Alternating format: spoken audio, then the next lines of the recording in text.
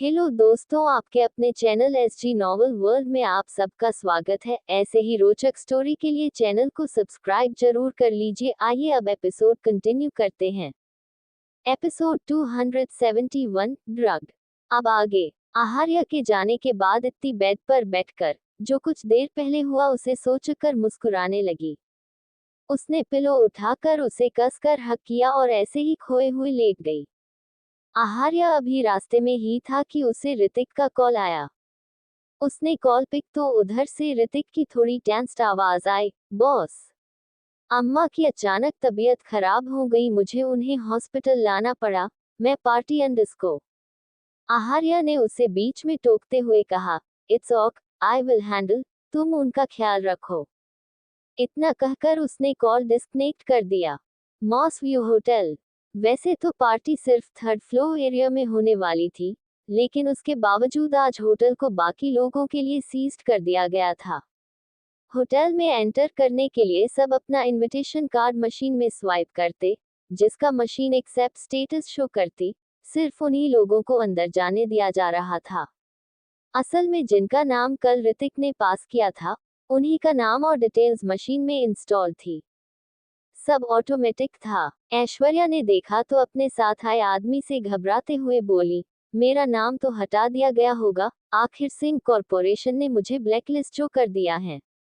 ऐश्वर्या की बात पर वो हंसा, मैंने अपना वादा पूरा किया, तुम्हारा नाम अपने पार्टनर की हैसियत से भेजा, बाकी तुम जानो। इतना कहकर उसने अपना हाथ ऐश्वर्या से छुड़ाया और अपना कार्ड स्वाइप कर चल गया। धीरे धीरे सब जा रहे थे। ऐश्वर्या अभी भी वहीं खड़ी नर्वस थी। उसने किसी को मैसेज किया, फिर एक गहरी सांस भरकर मशीन के पास गई। उसका दिल घबरा रहा था, लेकिन जैसे ही मशीन ने उसका इनविटेशन एक्सेप्ट किया, वो एक्साइटमेंट से भर गई। पार्टी एरिया में एंटर करते ही उसने अपना फोन चेक किया। उसने उस फोटो की देखा, फिर इधर इधर देखने लगी। थोड़ी ही दूर पर उसे एक वेटर दिखा। वेटर भी उसे ही देख रहा था। थोड़ी देर वो पार्टी में रही। जैसे ही उसने आहार्य की आने की अनाउंसमेंट सुनी, वहां से चली गई। देर रात पार्टी पीक पर थी। इस पार्टी में सिर्फ बड़े बड़े बिजनेसमैन ही नहीं, आहार्य के कुछ सिलेक्टेड एम्प्लॉय भी मौजूद थे, जिन्हें एनुअल वर्क के बेसिस पर वो खुद सिलेक्ट करता था और एनुअल पार्टी पर उन्हें अप्रिशिएट करता था। और आखिर में कुछ ह्यूज प्रोजेक्ट्स की अनाउंसमेंट होती थी, जिस पर सिंह कॉरपोरेशन आगे आने वाले वक्त में काम करने वाला था। ये इतनी जरूरी थी, इसलिए ही आहार्य खुद इसे एंड में अप्रूव करता था और इसका मैनेजमेंट ऋतिक के हक में होता था।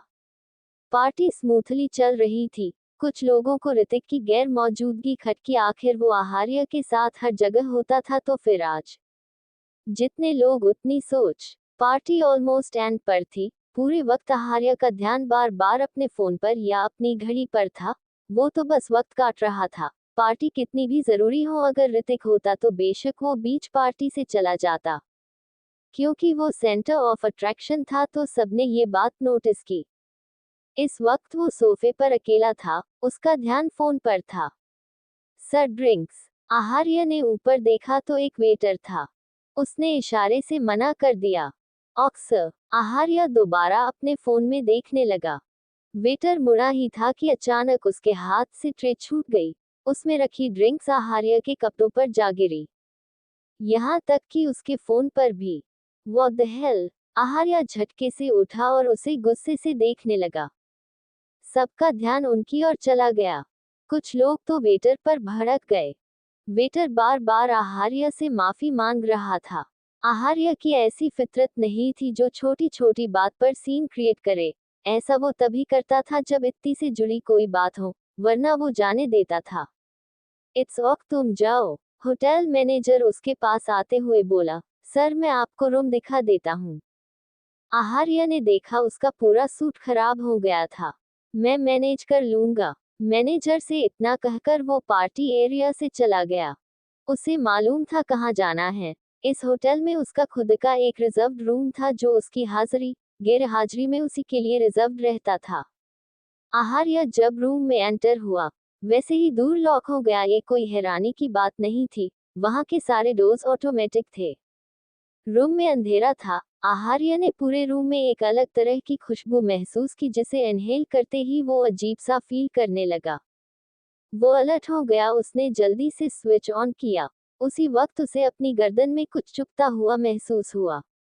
अपनी गर्दन के पीछे वाले हिस्से पर हाथ रख और जल्दी से पलटा। उसके पीछे ही ऐश्वर्या हाथों में इंजेक्शन लिए खड़ी थी। आहार्य की नजरें धुंधली थी, इसके बावजूद वो ऐश्वर्या को पहचान गया। तुम, उसने गुस्से से कहा। आहार्य को हर बढ़ते सेकंड्स के साथ अपनी बॉडी में चेंजेस महसूस हो रहे थे, जिसे शायद वो समझ गया। ऐश्वर्या उसे देखते हुए बोली, हाँ, मुझे बहुत खुशी हुई आप मुझे पहचान गए। उसने आहार्य की चेस्ट पर हाथ रखा, जो आहार्य ने फुर्ती से झटक दिया। वो मुश्किल से बोल सका, स्टे अवे। ऐश्वर्या हैरान हो गई। उस बुढ़िया ने नहीं कहा था ये ड्रग बहुत स्ट्रॉन्ग है, इंजेक्ट करते भर से असर हो जाएगा। आहार्य धीरे धीरे खुद पर काबू खो रहा था। उसका दिल दिमाग जैसे उसका साथ छोड़ रहे थे। सबसे जरूरी, उसकी सेक्सुअल डिजायर्स उसके ऊपर हावी हो रही थी। उसका चेहरा पल पल गुजरते के साथ लाल हो गया।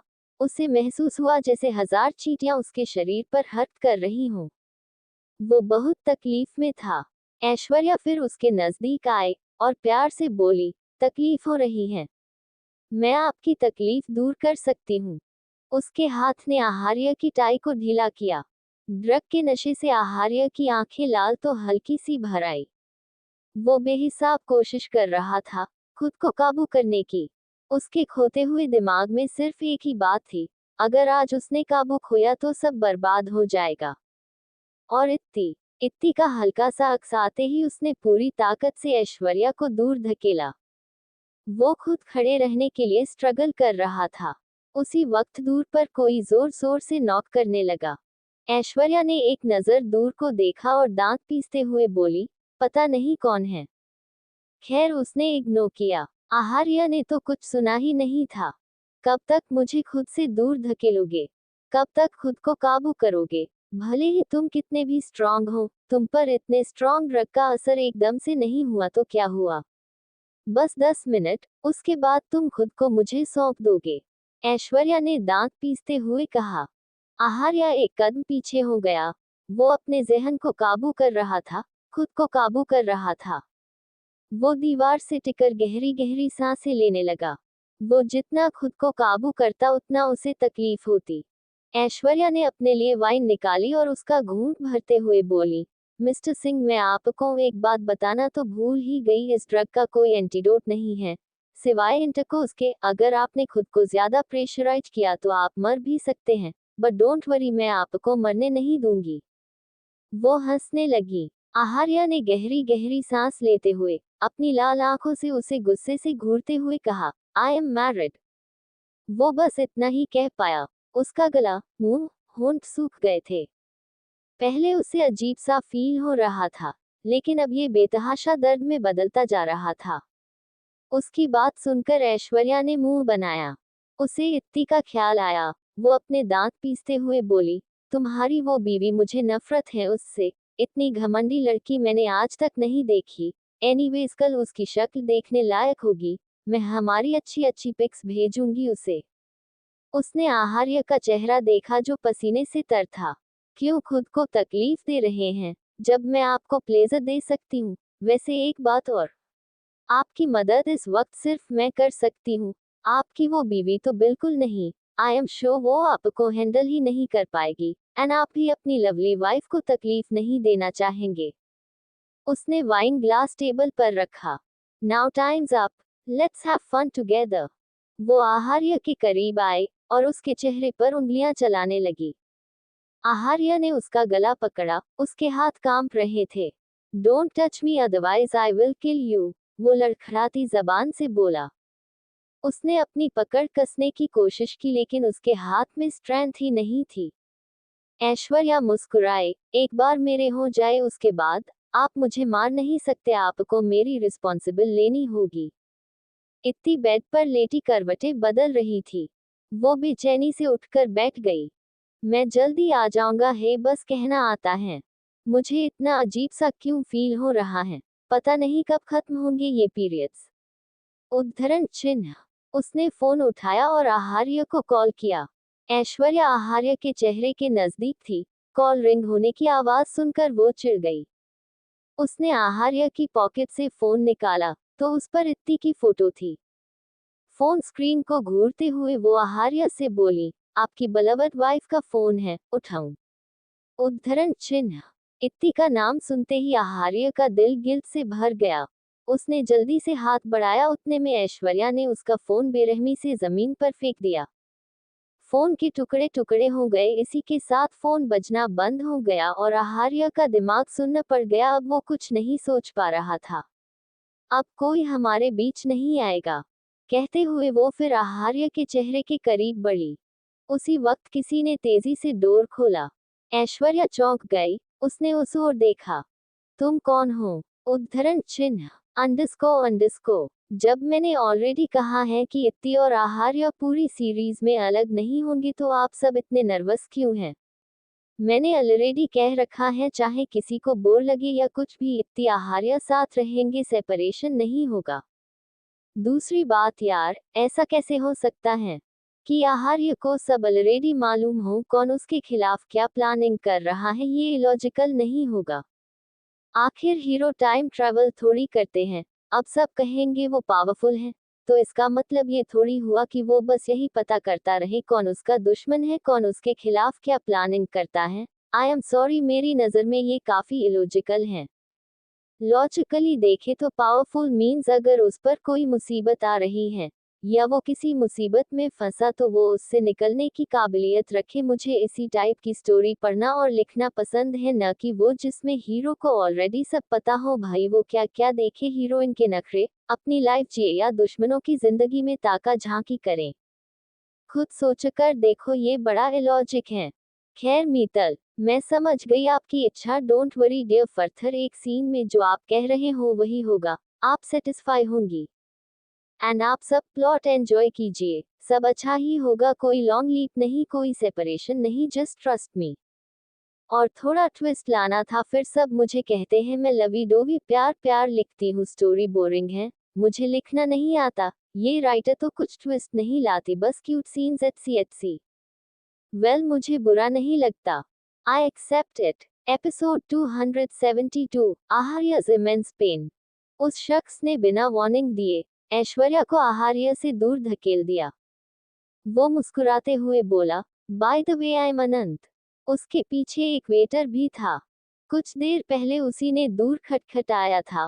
उसने काफी कोशिश की दूर खोलने की, लेकिन वो नाकामयाब रहा। उसने बमुश्किल इसी वेटर की हेल्प से अल्टरनेट कार्ड की ढूंढी और फिर दरवाजा खोलकर अंदर आ गया। उसने आहार्य का चेहरा थपथपाते हुए कहा, तुम ठीक हो? Please calm down.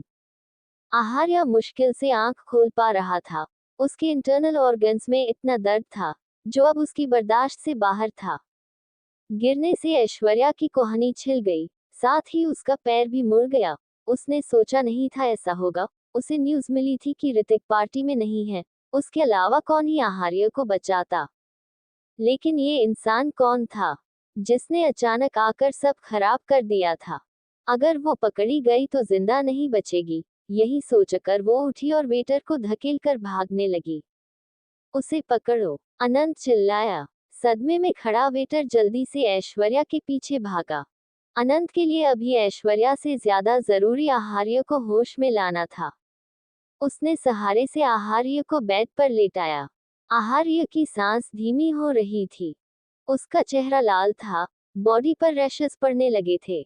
उसकी अंदर की दर्द तकलीफ तो आहार्य ही जानता था। अनंत को उसकी हालत कुछ कुछ समझ आ रही थी।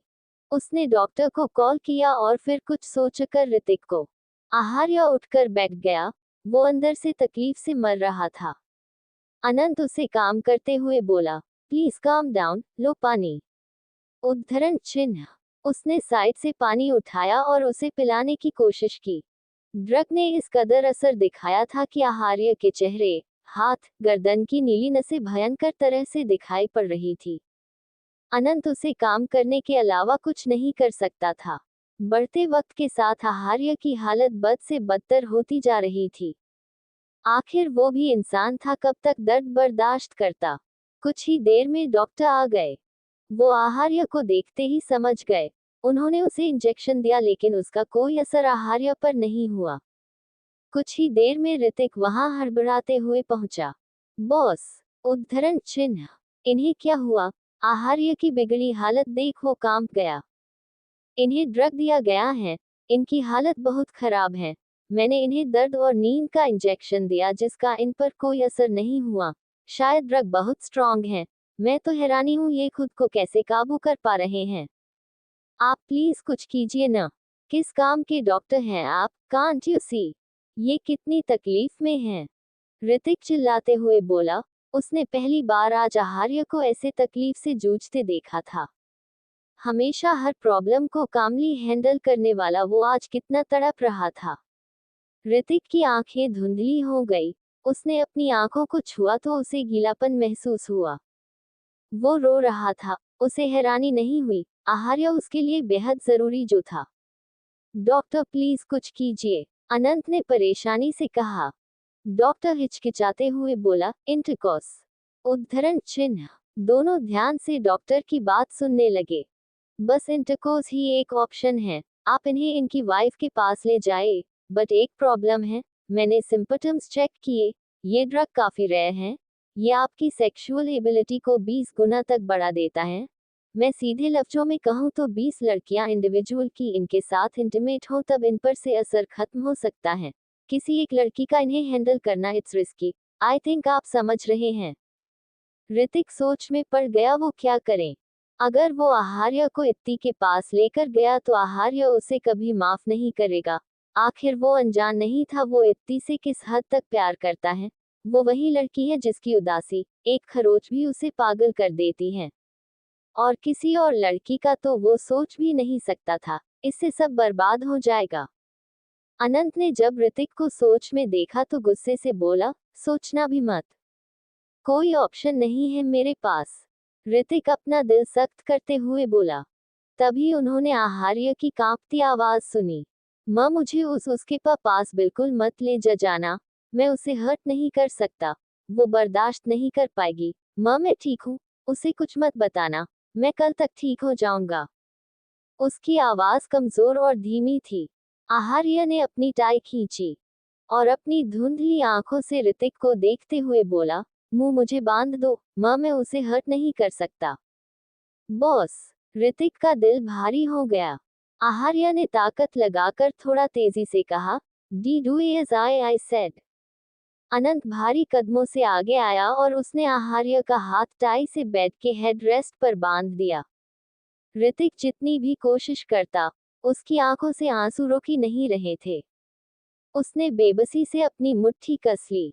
देखिए, एज अ डॉक्टर मेरा ये बताना फर्ज है। अगर इसी तरह इन्होंने खुद को मजबूर किया तो इनकी जान चली जाएगी। प्लीज जो भी करना है जल्दी कीजिए वरना इतना दर्द कोई इंसान सहन नहीं कर सकता।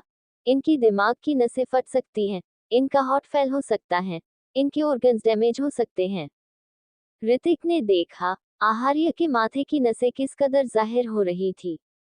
डॉक्टर अपनी बात पूरी करते हुए बोले, प्लीज आप इन्हें इनके वाइफ के पास ले जाए। इतना कहकर वो वहां से चले गए। कुछ ही वक्त में आहार्य की भयंकर चीखें उस कमरे में गूंज रही थी। वो बेतहाशा दर्द, तकलीफ ऐसे चिल्ला रहा था। ऋतिक और अनंत दोनों ही आदमी थे जिनके पास सख्त दिल था, लेकिन उसकी चीखों से दोनों के दिल कांप गए। ऋतिक गहरी कश्मकश में था। आहार्य तब से बस यही कहे जा रहा था, उसे इत्ती के पास मत ले जाओ। वो उसे हर्ट नहीं कर सकता। अनंत अपना चेहरा दूसरी ओर करके खड़ा हो गया। उसमें और हिम्मत नहीं बची थी। ऋतिक ने देखा आहार्य की नाक से खून बहने लगा था। वो जल्दी से आहार्य के पास आया। अब उसकी बर्दाश्त की हद थी।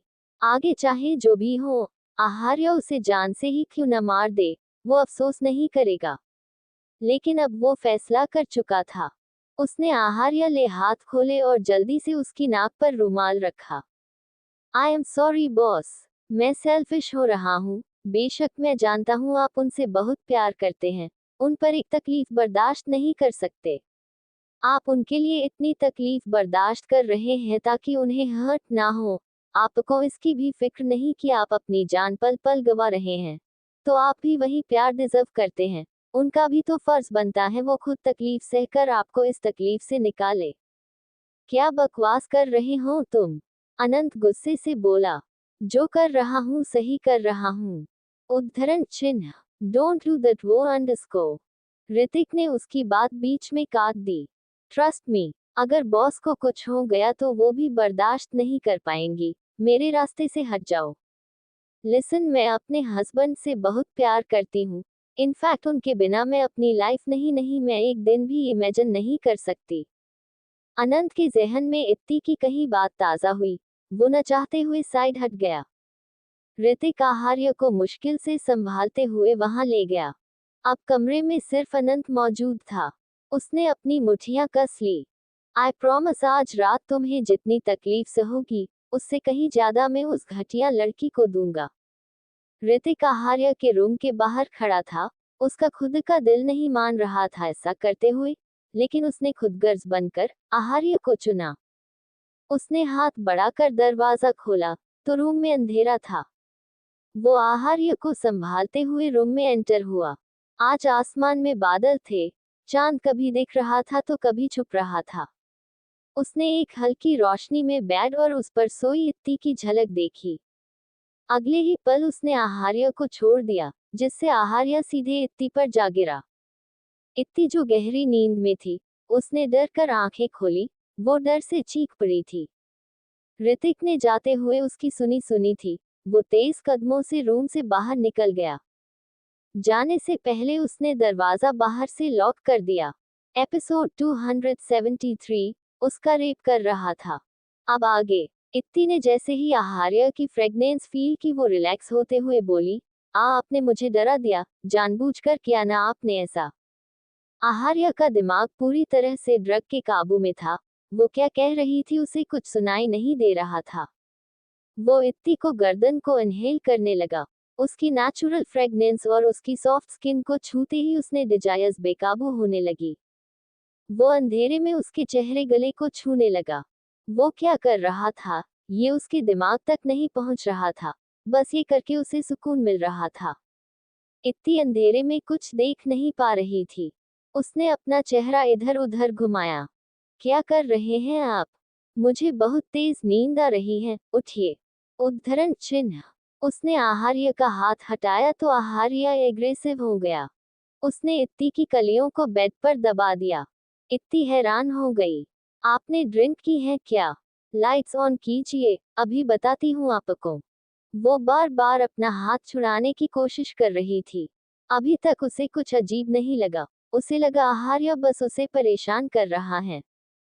आहार्य ने उसकी कलाई पर पकड़ कस दी। इत्ती को दर्द हुआ। वो हैरानी से बोली, आह, मुझे दर्द हो रहा है। अब मुझे इरिटेट करना बंद कीजिए। आप कुछ बोल क्यों नहीं रहे हैं? आहार्य उसे इनहेल कर रहा था और वक्त वक्त पर वो अपनी नाक उसकी गर्दन पर रब करता। इत्ती को अजीब सा फील हुआ। को उसके प्यार करने के हर अंदाज से वाकिफ थी। वो कभी इस तरह से उसकी कलियों पर जोर नहीं आजमाता था। इसकी जगह वो अपनी उंगलियों को उसकी उंगलियों से इंटरवेंट करता था। इत्ती उसे धक्का देने लगी तो आहार्य ने अपनी पकड़ और कस दी। उसने इत्ती की गर्दन पर तेजी से बाइट किया। उसने ये इतनी जोर से किया कि इत्ती दर्द से चीख पड़ी। उसकी आंखें भर आई। उसने स्ट्रगल किया और रोते हुए बोली, प्लीज हटिए। अगर ये कोई मजाक है तो इट्स इनफ। मुझे ये सब बिल्कुल पसंद नहीं आ रहा, प्लीज न। आप कुछ बोल क्यों नहीं रहे हैं? उद्धरण चिन्ह। उसने फील किया आहार्य उसके कपड़े खींच रहा था। वो और ज्यादा डर गई। उसने अपने लेफ्ट हैंड से उससे छूटने की कोशिश की, लेकिन उसकी हर कोशिश नाकामयाब थी। भले ही अंधेरा हो, लेकिन उसे कोई शक नहीं था ये आहार्य ही है। वो बस इतना ही सोच सकी कि शायद वो ड्रंक था, लेकिन नशे में वो एक बात पहले भी था, तब भी उसने उसे इस तरह से ट्रीट नहीं किया था। इत्ती को एक एक कर अपने कपड़े अपने जिस्म से अलग होते महसूस हुए। उसका रोना तेज हो गया। आपको पता है नमा, मेरे पीरियड्स हैं, पर प्लीज ऐसा मत कीजिए, मुझे बिल्कुल अच्छा नहीं लग रहा। उद्धरण चिन्ह। आहार्य की पकड़ थोड़ी ढीली हुई तो इत्ती ने झट से उसे धक्का दिया। वो बेड से उतरी ही थी कि आहार्य ने उसका हाथ पकड़कर बेड पर खींच लिया। वो जितना रेसिस्ट करती वो उतना एग्रेसिव होता जा रहा था। प्लीज मत कीजिए, मुझे दर्द हो रहा है। मैं आपसे बात नहीं करूंगी और आपको छोड़कर भी चली जाऊंगी। इत्ती का पूरा जिस्म डर से कांप रहा था। जिस शख्स की बाहों में वो सबसे ज्यादा सेफ फील करती थी, उसी शख्स से इस वक्त उसे सबसे ज्यादा डर लग रहा था।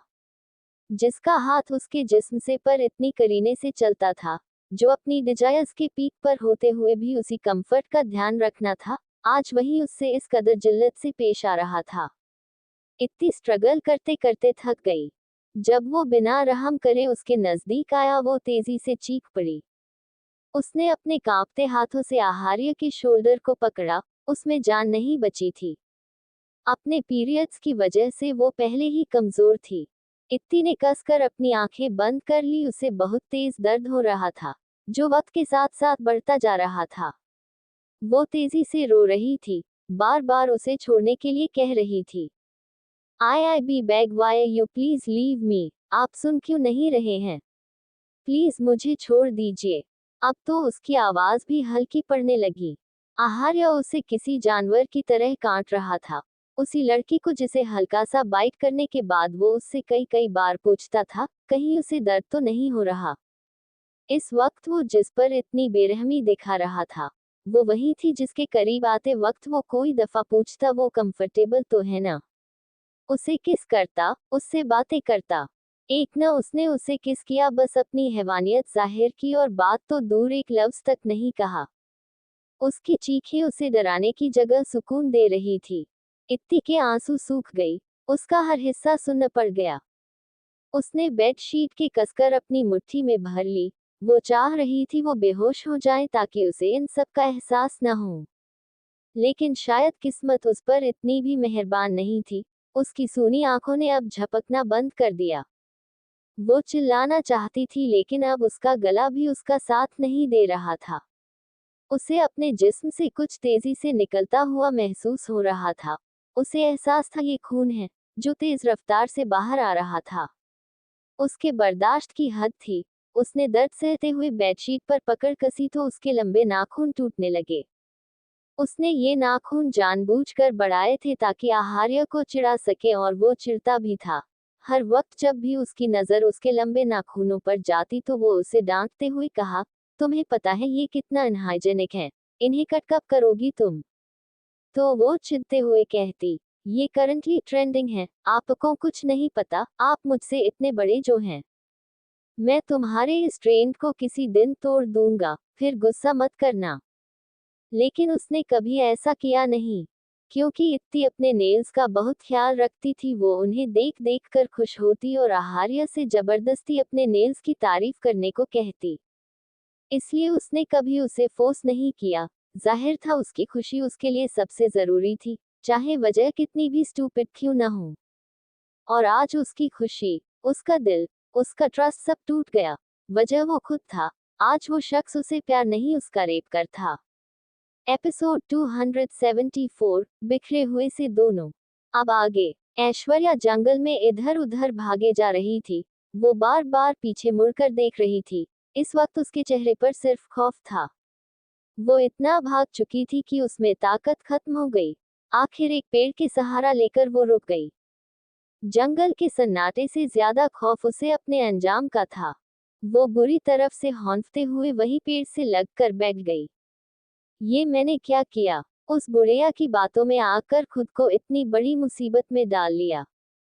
वो डर से कांप उठी। उसने कहा था अगर मैं फेल हुई तो मुझे बचा लेगी। आखिर वक्त पर मुझे धोखा देकर अब खुद मेरी जान के पीछे पड़ी है। अगर मैं उसे बच गई तो मिस्टर सिंह मुझे नहीं छोड़ेंगे। उसने एक साथ कई कदमों की आवाज सुनी, साथ ही एक औरत की, जल्दी से उसे ढूंढकर किस्सा खत्म करो उस लड़की का। उन्हें अपने करीब आता देख वो लड़खड़ाते हुए उठी और अंधेरे का फायदा उठाकर वहां से भागने लगी। इसके दिमाग में कुछ घंटे पहले जो भी हुआ वो सभी किसी बुरे सपने की तरह याद आ रहा था। उसका आहार्य को ड्रग देना, फिर वहां से भागकर अपने फ्लैट जाना, वहां पहुंचते ही उसने अपनी असिस्टेंट की लाश को लिविंग हॉल के बीचों बीच पड़ा पाया और उसके इंतजार में सोफे पर बैठी उस औरत को। आखिर काफी हाथापाई के बाद वो वहां से निकलने में कामयाब हो गई। अब हर ओर से मौत उसका पीछा कर रही थी। भागते भागते उसने ध्यान नहीं दिया, वो झाड़ियों से ढके एक बड़े से गड्ढे में जा गिरी। आवाज सुनकर गार्ड्स उस ओर आए, लेकिन झाड़ियों की वजह से उसे नहीं देख पाए। छोड़ो, जाने दो, यहाँ से जिंदा नहीं जा पाएगी वो, और बच भी गई तो मेरा प्यारा भतीजा उसे नहीं छोड़ेगा। ऐश्वर्या ने ये आवाज सुनी, फिर एक साथ कई सारे कदमों के खुद से दूर जाते सुना। वो धीरे धीरे रोने लगी। उस गड्ढे में रोशनी का एक कतरा भी नहीं था। अब मैं क्या करूं? कैसे निकलूं इस मुसीबत से? वो अंधेरे में अपने हाथ चलाने लगी ताकि वहां से बाहर निकलने का जरिया खोज सके। उसके आंसू थमने का नाम ही नहीं ले रहे थे। दिमाग बस यही सोच रहा था कब मौत का कहर उस पर बरस जाए। बार बार वो खुद को कोस रही थी, लेकिन अब क्या फायदा था। रात से सुबह हो गई। अचानक ही आहार्य रुका। इतनी रात भर इंतजार करती रही ये सब खत्म होने का, लेकिन जब खत्म हुआ तो उसे सब महसूस होना ही बंद हो गया था। यहाँ तक कि जब आहार्य उससे अलग हुआ तब भी उसे कुछ महसूस नहीं किया।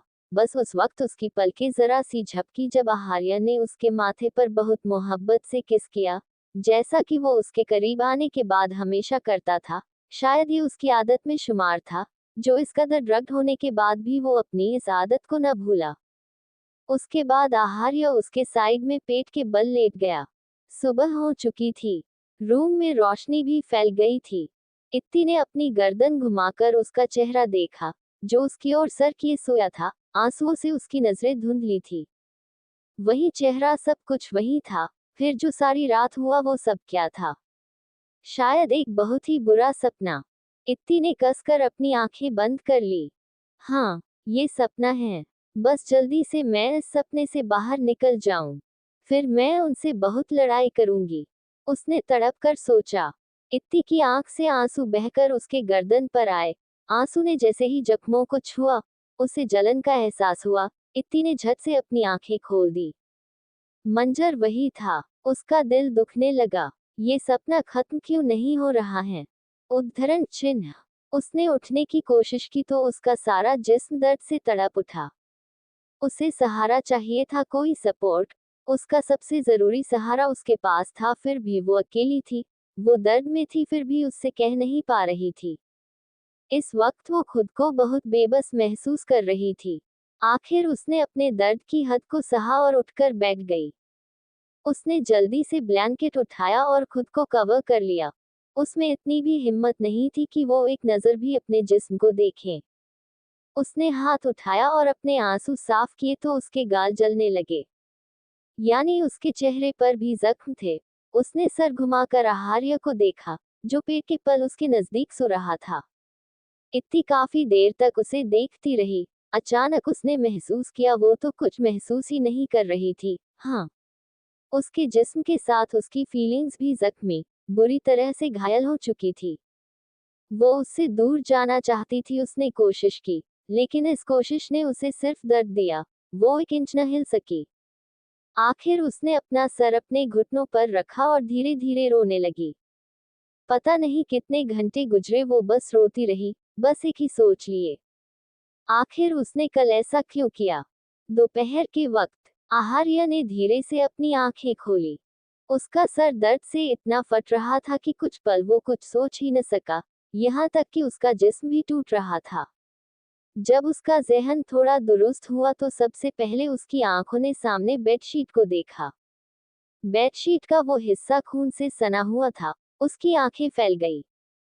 वो जल्दी से उठकर बैठ गया, और उसी पल उसकी नजर ने इत्ती को देखा और उसके कानों ने उसकी घुटन भरी सिसकियां सुनी। आहार्य का दिमाग अभी भी कुछ समझ नहीं पा रहा था, लेकिन उसका दिल डर के एहसास से सुन्न पड़ गया। उसने बिना कुछ सोचे इत्ती को छूने के लिए हाथ बढ़ाया। तुम। उसी पल इत्ती ने जल्दी से सर उठाया और डरते हुए उससे दूर जाने लगी। आहार्य ने जिस पल उसका चेहरा देखा, उसकी बढ़ी हुई उंगलियों से लेकर उसका दिल कांप गया। उसके हाथ रुक गए।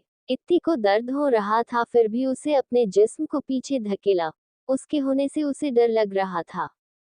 आहार्या ने दिमाग में कुछ कच्ची यादें ताज़ा हुई, अपनी हैवानियत की थोड़ी सी झलक। इतना सोचकर ही उसे घुटन होने लगी। वो ठीक से सांस नहीं ले पा रहा था। खुद से दूर खिसकती इत्ती को देखती उसकी नजरें लाल हो गई। जैसे जैसे उसकी यादें ताज़ा हो रही थी, उसके एहसासात कुछ ऐसे थे जैसे कोई उसकी रूह को पल पल उसके जिस्म से खींचकर बाहर निकाल रहा था। वो खाली होता जा रहा था। उसने उस वक्त अपने उलझे जज्बातों को जबरदस्ती संभाला और हिम्मत कर वो उसके करीब आने लगा। उसे अपने करीब आता देख इत्ती उससे दूर जाने लगी। उसकी हरकत पर आहार्य का दिल डूब गया। फिर भी उसने जैसे ही उसे छूने के लिए हाथ बढ़ाया, इत्ती रोते हुए नम सर हिलाने लगी। उसकी आंखें जैसे आहार्य से भीख मांग रही हों। प्लीज मेरे पास मत आइए। उद्धरण चिन्ह। इत्ती ये लफ्ज कहना भी चाहती थी, लेकिन उसका गला चौक हो गया। फिर भी आहार्य समझ गया। उसने अपने हाथ पीछे लिए और अपना सर झुका लिया। उसकी झुकी नजरों में गिल्ट, बेबसी, अपने वजूद के लिए गुस्सा और घिन था। कमरे में बस इत्ती की सिसकियों का शोर था। वो एक तक आहार्य को देखे जा रही थी, जो उसके सामने किसी मुजरिम की तरफ सर झुकाए बैठा था। इस वक्त दोनों का हाल एक दूसरे से जुदा नहीं था, दोनों ही टूटे हुए थे। जो एक दूसरे के साथ रहते चुप न रह सकते थे, आज वही दोनों एक दूसरे के सामने ऐसे खामोश बैठे थे। आहार्य, जिसकी नजरें इत्ती के रहते उससे हटती नहीं थी, आज उसमें उससे नजरें मिलाने की हिम्मत नहीं थी। इत्ती, जिसे उसकी प्रेजेंस सुकून देती थी, आज उसे उसकी प्रेजेंस से घुटन हो रही थी। आहार्य, जिसे उसकी आंखों में आंसू का एक कतरा महसूस नहीं था, आज वो इतना रो रही थी सिर्फ उसकी वजह से। उसने कसकर आंखें बंद की और खोली। उसकी आंखें खाली थी, कुछ पल वाले सब एहसास अब कैद थे। वो इत्ती के करीब गया तो इत्ती ने वैसा ही रिएक्ट किया। आहार्य खालीपन से बोला, डी डॉक्टर। उसे मुश्किल हुई, डॉक्टर के पास चलते हैं। इत्ती न में सर हिलाने लगी, लेकिन आहार्य ने उसे ब्लैंकेट समेत अपनी गोद में उठा लिया और उसे लेकर बाथरूम में चला गया। उसने इत्ती को नीचे उतारा तो वो लड़खड़ा गई, लेकिन आहार्य ने उसे संभाल लिया। लेकिन अब क्या फायदा था, वो तो बिखर चुकी थी। वो खामोश था, उसका चेहरा भी बेजान था, आंखें और शायद उसका जहन भी। उसने अपना दूसरा हाथ बढ़ाया ताकि उसका ब्लैंकेट अलग कर सके। इत्ती की सांसें रुक गई, उसने जल्दी से ब्लैंकेट पर पकड़ कस दी और उससे दूर होने लगी। आहार्य को अपनी जिंदगी में सबसे ज्यादा तकलीफ इसी लम्हे हुई थी। उसने अपनी मुठ्ठियां कस ली ताकि अपने दिल में हो रहे दर्द को बर्दाश्त कर सके। मैं तुम्हारे कपड़े लेकर आता हूँ। उद्धरण चिन्ह। इतना कहकर उसने इत्ती का हाथ बाथरूम के डोर के हैंडल पर रख दिया ताकि वो सहारे से खड़ी हो सके। वो बाहर निकल गया। दरवाजा खुला था। आहार्य के जाते ही इत्ती की पकड़ हैंडल से ढीली हो गई। अगले ही पल वो हुआ जिसकी वो रात भर दुआ कर रही थी, उसने अपने होश खो दिए। एपिसोड 275, उनका ब्रूचुअली रेप हुआ है। अब आगे। आहार्य ने अभी चेंजिंग रूम का डोर खोला ही था जब उसने इत्ती के गिरने की आवाज सुनी। वो जल्दी से वॉशरूम में आया। इत्ती को ऐसे बेहोश देख वो बेहद पैनिक करने लगा था। उसने इत्ती को जल्दी से उठाया और फिर जल्दी से उसे कपड़े पहनाए। जब वो उसे लेकर नीचे आया, उस वक्त वहां कोई भी फैमिली मेंबर मौजूद नहीं था। सब ऋतिक के घर गए थे, अपनी तरफ से रिश्ता पक्का करने। सुबह तेजस्वी सिंह ने एक सर्वेंट को इत्ती को बुलाने भेजा था, लेकिन किसी ने दूर नहीं खोला। इस बात से वो खासी नाराज हो गई थी। हॉस्पिटल में आहार्य उसे लेकर डायरेक्ट डॉक्टर के कैबिन में घुस गया। उसे कोई परवाह नहीं थी, इस वक्त डॉक्टर किसी प्रेग्नेंट लेडी को चेक कर रही थी। चेक हो, ये आंखें क्यों नहीं खोल रही हैं? वो घबराया हुआ सा बोला। डॉक्टर जल्दी से उसके पास आए। वो आहार्य को पर्सनली जानती थी। कुछ वक्त पहले भी आहार्य इत्ती को यहाँ लेकर आया था, सिर्फ ये कंफर्म करने की फर्स्ट टाइम इंटीमेट होने से उसे कोई प्रॉब्लम तो नहीं हुई है।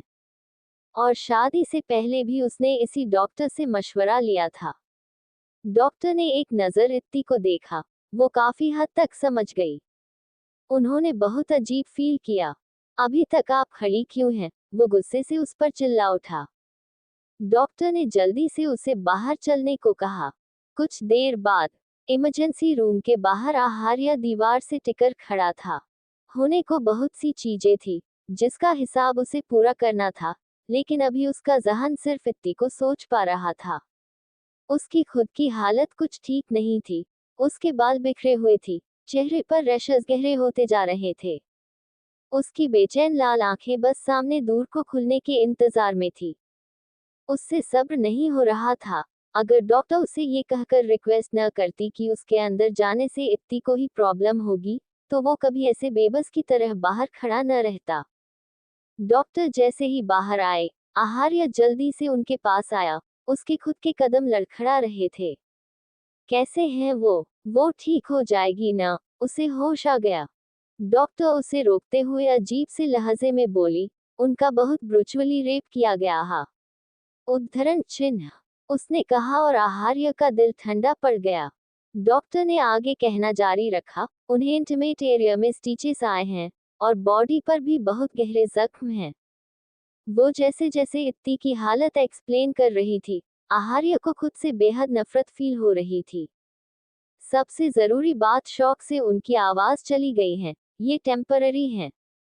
आहार्य की मुट्ठियां कस गई। वो सामने की ओर देखने लगी। डॉक्टर ने कुछ वक्त उसके जवाब का वेट किया, फिर वो वहां से चली गई। गुस्सा तो उसे बहुत आ रहा था, लेकिन वो इतने बड़े आदमी से पंगा लेने की हिम्मत नहीं जुटा पा रही थी। जाहिर था उसने आहार्य को गलत समझ लिया था। आहार्य वहीं खड़ा रहा था, शायद वो इत्ती को फेस करने की हिम्मत जुटा रहा था। वो अंदर आया उस वक्त भी उसकी नजरें झुकी हुई थी। वो खामोशी से उसके साइड में जाकर बैठ गया।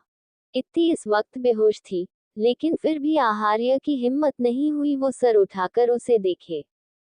उसने अपने बुरे से बुरे सपने में भी कभी नहीं सोचा था वो उसे इस हालत में देखेगा। आहार्य ने नजरें उठाई तो उसके चेहरे को देखा, जो कोरे कागज की तरह सफेद पड़ गया था। जरा भी रौनक नहीं थी उसके चेहरे में, जैसे वो कितने वक्त से बीमार हो। उसके चेहरे पर जख्म के निशान थे जो वक्त के साथ भर जाएंगे, लेकिन आहार्य कभी ये मंजर नहीं भूलने वाला था। उसे इस हाल में देख आहार्य की लाल आंखें कुछ गीली हो गई। वो रो नहीं रहा था, ये उसकी बेइंतहा तकलीफ थी जो इस सूरत में बाहर आ रही थी। आई एम रियली सॉरी, मैंने तुम्हें बहुत हर्ट किया। उद्धरण चिन्ह, उसने अपने हाथ इत्ती को छूने के लिए बढ़ाए जो रुक गए। कैसे वो उसे देखकर उसे दूर जा रही थी। आहार्य ने वो पल याद किया तो उसकी उसे छूने की हिम्मत जवाब दे गई। इसकी बचते उसने बेड पर बिछी चादर को कसकर पकड़ लिया। मैंने सोचा था मैं तुम्हें हमेशा खुश रखूंगा, बट आई फेल्ड। ये कहते हुए वो परफेक्ट इंसान आज खुद को हारा हुआ महसूस कर रहा था। तुम सही कहती हो, शादी से पहले तुम कभी सैड भी नहीं होती थी और शादी के बाद तुम हर दूसरे दिन दुखी हो जाती हो। वजह हमेशा मैं होता हूँ। मैं सेल्फिश था, ये जानते हुए भी कि मेरी लाइफ में आने के बाद तुम्हें वक्त वक्त पर प्रॉब्लम्स होगी, मेरे दुश्मन तुम्हें टारगेट करेंगे, फिर भी मैंने तुमसे शादी की। आई एम रियली सॉरी, सिर्फ मेरी वजह से आज तुम इस कंडीशन में हो। मैं तुम्हें खुद से प्रोटेक्ट नहीं कर पाया। तुम मुझसे प्यार करती हो लेकिन मैं उसके काबिल नहीं, इनफैक्ट मैं आज तुम्हारी माफी के भी काबिल नहीं हूँ। तकलीफ से उसका सर फटने लगा, आंखें जलने लगी। वो खुद को हारा हुआ महसूस कर रहा था। उसने नजरें उठाकर इत्ती की देखा, उस वक्त उसकी नजर धुंधली थी। उसने अपनी बाजू से अपनी आंखें रगड़ी। उसे इत्ती के चेहरे पर तकलीफ नजर आई। वो हर वक्त कितने प्राउड में रहती थी। उससे बेहतर कौन जानता था इत्ती के लिए उसकी प्राइड कितनी इम्पोर्टेंट है। उसने उससे प्रॉमिस किया था वो हमेशा उसकी प्राइड को प्रोटेक्ट करेगा, और उसी ने उसकी प्राइड को तहस नहस कर दिया। मैंने तुमसे प्रॉमिस किया था, जो भी हो जाए कभी तुम्हारी डिसरिस्पेक्ट नहीं करूंगा। मैं तुम्हारा परफेक्ट आइडियल हस्बैंड नहीं बन पाया। I am really sorry, so sorry. उसके बाद वो कुछ वक्त खामोश रहा। मैं फिर सेल्फिश हो रहा हूँ। मैंने तुम्हें बहुत तकलीफ दी है, फिर भी मैं चाहता हूँ तुम मुझे छोड़कर मत जाओ, प्लीज। मेरे पास रहना, मेरा साथ मत छोड़ना, भले ही तुम मुझसे बात मत करना। बात मत करना। आहार्य को डॉक्टर की कही बात ध्यान आई। शौक से उनकी आवाज चली गई है। उसके बाद आहार्य ने इत्ती से एक लफ्ज भी नहीं कहा। वो वहीं उसके पास बैठा रहा। सुबह से शाम हो गई। इस बीच डॉक्टर 2 बार इत्ती को चेक करके चली गई। एक्सपीरियंस्ड होने के नाते उन्होंने आहार्य के रैशेस पर गौर किया। उन्हें कुछ गड़बड़ लगी। उन्होंने आहार्य से इस बारे में बात करनी चाही, लेकिन आहार्य ने कोई रिस्पॉन्स नहीं किया। उसके सवाल सिर्फ इत्ती की हेल्थ से रिलेटेड थे। शाम का वक्त था। इत्ती अभी भी बेहोश थी और आहार्य उसके पास बैठा था। उसी वक्त वार्ड का डोर खुला। वो व्यक्ति थी जो इतने लंबा सफर करके आई थी, बावजूद इसके उसके चेहरे पर सिर्फ फिक्र थी। उसने जब इत्ती के करीब आकर उसे देखा तो उसकी घबराई आंखें भर आई। इसे क्या हुआ? वो अपने मुंह पर हाथ रखते हुए बोली। आहार्य अपनी जगह से खड़ा हुआ और इत्ती की देखते हुए बोला, इसका ख्याल रखना। उद्धरण चिन्ह। प्रगति उसके पास आकर चिल्लाते हुए बोली, इसके साथ क्या हुआ? धीरे बोलो, वो उठ सकती हैं। वो ठंडे लहजे से बोला। प्रगति चुप तो हो गई, लेकिन फिर भी वो आहार्य को अपनी भरी आंखों से गुस्से से घूर रही थी। अगर हमें जरा भी एहसास होता कि हमें कभी उसे इस हालत में देखना होगा तो हम कभी उसकी शादी आपसे न करते। उद्धरण चिन्ह। वो गुस्से से बोली, कहाँ थे आप जब वो इस तकलीफ से गुजर रही थी? मैं ही हूँ इसकी इस हालत की वजह। प्रगति चौंक गई। उसने ये कभी सोचा ही नहीं था। उसका ख्याल रखना। अगर वो मेरे बारे में पूछे तो कहना उसे यहाँ लाने के बाद मैं चला गया था। उद्धरण चिन्ह। उसने प्रगति का जवाब भी नहीं सुना और तेज कदमों से वार्ड के बाहर निकल गया। उसने ही प्रगति को फोन करके यहाँ आने को कहा था। उसे यकीन था इत्ती होश में आने के बाद फिर से वैसा ही रिएक्ट करेगी। इस वक्त उसे कोई संभाल सकता था तो प्रगति। वो जानता था इत्ती प्रगति से हर बात शेयर करती है। पहले उसे इस चीज से चिढ़ होती थी क्यों वो सारी बातें उससे पहले उसे बता देती हैं, क्यों वो उनकी पर्सनल बातें भी उससे शेयर करती हैं। लेकिन अभी हालात ही ऐसे थे। जरूर वो मेंटली बहुत डिस्टर्ब होगी और उसे एक सपोर्ट चाहिए होगा, जिससे वो अपनी तकलीफ शेयर कर सके। उसने एक बार भी नहीं सोचा कि इससे उसके कैरेक्टर पर सवाल उठाए जाएंगे। हमेशा से ही उसके लिए सबसे जरूरी सिर्फ वो थी। उस वक्त भी जब वो इत्ती से गुस्सा था, बावजूद इसके उसने अपनी प्राइड छोड़कर बिना किसी गलती के उसकी फैमिली के सामने उससे माफी मांगी थी। और आज भी जब उसकी गलती थी और उसे बदनामी सहनी पड़ सकती थी, सब उसे ही गलत समझेंगे, उसे एक रेपिस्ट समझेंगे। उसने किसी चीज की कोई परवाह नहीं की। प्रगति उसकी बातों से हैरान थी। पहले तो उसे यकीन करना मुश्किल था कि आहार्य ही उसकी इस हालत की वजह है और वो इत्ती को उसके बारे में क्यों न बताए। मतलब क्या था उसका? आहार्य का से बाहर आया और उस घने जंगल के अंदर चला गया। उसकी आंखों में किसी को बर्बाद करने के इरादे से चमक थी। सिंह फैमिली के जाने के बाद गौरी जी काफी खुश थी। उन्होंने अपने पास बैठे ऋतिक को देखा जिससे वो कब से बात कर रही थी, लेकिन वो तो यहाँ होकर भी यहाँ नहीं था। उसके चेहरे पर कोई खुशी नजर नहीं आ रही थी। उन्होंने ऋतिक को हिलाते हुए कहा, बबुआ तुम ठीक हो? सुबह से उदास हो। वो लोग जब आए थे तब भी तुम ऐसे खोए खोए से बैठे थे, क्या हुआ हमें बताओ। उद्धरण चिन्ह। ऋतिक कुछ कहता तभी दूर बेल बजी। हम देख कर आते हैं, ऋतिक ने बुझे हुए लहजे से कहा और सोफे से उठ गया। उसने दूर खोला तो कुछ हैरान हो गया। उसके सामने पुलिस खड़ी थी और उनके साथ एक काले कोट पहने आदमी। ऋतिक उसे अच्छे से जानता था, मयंक। वो सिंह कॉरपोरेशन का ऑफिशियल सीनियर एडवोकेट था, जो सिंह कॉरपोरेशन के सारे लीगल मैटर हैंडल करता था। मिस्टर ऋतिक, आपके ऊपर सिंह कॉरपोरेशन के कॉन्फिडेंशियल डॉक्यूमेंट्स लीक करने का इल्जाम है। हमें आपको अरेस्ट करना होगा। इतना कहकर उन्होंने ऋतिक के हाथ में हथकड़ी पहना दी। गौरी जी कुछ आवाज सुनकर बाहर आई तो इतने इंस्पेक्टर और ऋतिक के हाथ में हथकड़ी देखकर घबरा गई। मेरे बेटे को कहाँ लेकर जा रहे हो? उसने क्या किया है? अम्मा आप फिक्र मत करो, हम ठीक हैं। इंस्पेक्टर हमारे बेटे ने कुछ नहीं किया। आप जानते नहीं हो, वो आहार्य सिंह राजपूत का असिस्टेंट है। तुम जल्दी से आहार्या बेटा को फोन करो ना। वो रोते हुए बोली। हाँ, हमने उन्हें फोन कर दिया है, वो हमें बचा लेंगे, आप फिक्र मत करो। ऋतिक ने झूठ कहा और इंस्पेक्टर के साथ चला गया। वो जानता था ये सब क्यों हो रहा है, शायद इसलिए उसने एक सवाल नहीं किया कि उसे क्यों ले जाया जा रहा है। बाकी का नेक्स्ट एपिसोड नेक्स्ट पार्ट में कवर करेंगे। कहानी को लाइक शेयर कमेंट जरूर करें और प्लीज लाइक भी जरूर करें। Thank you.